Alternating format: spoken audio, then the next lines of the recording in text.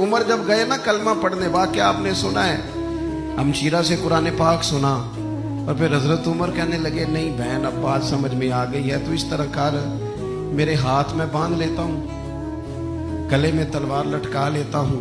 میں کروں آیا سا مار مقامنے نو، ان تسی مینو مار دے لے چلو،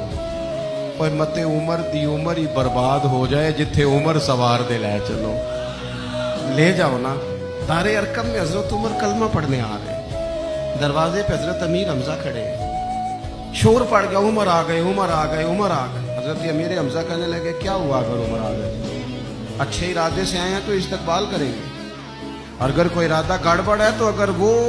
عمر ہے تو میں امیر حمزہ ہوں، آج پتہ چل جائے گا، آ گئے ہیں تو آنے دو۔ پیچھے حضور تشریف فرما رہے،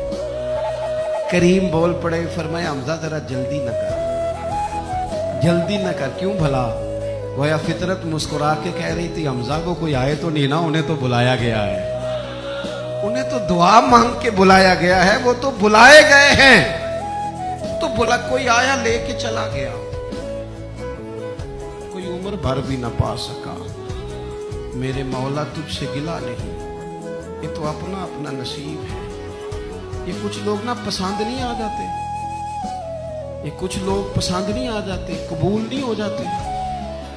کچھ لوگوں کو مانگ نہیں لیا جاتا، کچھ کو رکھ نہیں لیا جاتا، کچھ لوگوں کو کہہ نہیں دیا جاتا تو نے جانا نہیں۔ تو کسی نے کہا تھا عشق اجرت طلب نہ تھا ورنہ